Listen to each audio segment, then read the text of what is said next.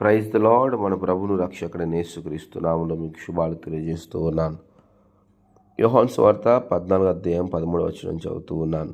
మీరు నా నామమున దేనిని అడుగుదురో తండ్రి కుమారుని యందు మహిమపరచబడుటకై దానిని చేతును. ప్రార్థించే వ్యక్తిగా అలవాటు నీకుంటే, ప్రార్థనలో పోరాడే స్వభావం నీకుంటే, ప్రార్థన కొనసాగించే వ్యక్తిగా నువ్వు ఉంటే, దేవుని ఒక వాక్యం సెలవిస్తుంది, నీ ప్రార్థన బట్టి తండ్రి మహిమపరిచేటట్లుగా ఏం చేస్తాడంట, మనకి సమాధానం ఇస్తాడు. మనం అడిగిన వాటినెల్లా మనం పొందుకుంటాం. ఎప్పుడు? యేసుక్రీస్తు నామములో ప్రార్థించేటప్పుడు. యేసుక్రీస్తు నామములోని భౌతికమైన విషయాల్లోని విడుదల ఉంది, ఆత్మీయమైన విషయాల్లోనూ కూడా విడుదల ఉంది. దయచేసి మాటలు గమనించి భౌతికంగా ప్రార్థన చేసి అనేక ఆశీర్వాదాలు పొందుకుంటూ, అనేక దీవెనలు పొందుకుంటూ, అనేక దేవుని దగ్గర నుంచి వస్తువులను అడుగుతూ, అనేక ఆరోగ్యాలు పొందుకుంటూ, అనేక విషయాల్లో దేవుని సహాయాన్ని పొందుకుంటూ దేవునికి దూరంగా వెళ్ళిపోతున్నామేమో. ఎందుకంటే బైబిల్లో చాలా చోట్ల స్వస్థపడ్డవారు, 10 మంది కుష్ఠరోగులను తీసుకోండి, లేదంటే అవనస్తుడైన ఒక గుడ్డివాడిని తీసుకోండి, చాలామంది ఏం చేశారంటే వెనక్కి వెళ్ళిపోయారు. సో అలా మనం ఉంటున్నామా? మనం ఎలా ఉంటున్నాం? యేసుక్రీస్తు నామములో మనం ఏదైతే అడుగుతామో తండ్రి కుమారుని యందు మహిమపరచడానికి దేవుడు చేస్తాడు కన్ఫర్మ్గా.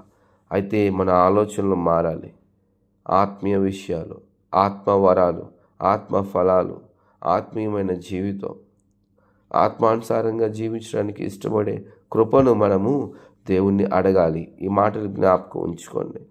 ఎందుకంటే ఉదయకాల సమయంలో అనేక వాగ్దానాలు, అనేకమైన దేవుని మాటలు దేనికి ప్రేరేపిస్తూ ఉన్నాయంటే, ఈ లోకంలో ఇల్లు కట్టుకోవడానికి, ఈ లోకంలో ఉద్యోగానికి, ఈ లోకంలో ఆరోగ్యానికి, ఈ లోకంలో ఉన్న అప్పులు తీరడానికి, ఈ లోకంలో ఉన్న ప్రతిదానికి ఉపయోగిస్తూ ఉన్నాం. అలా చేయకూడదు.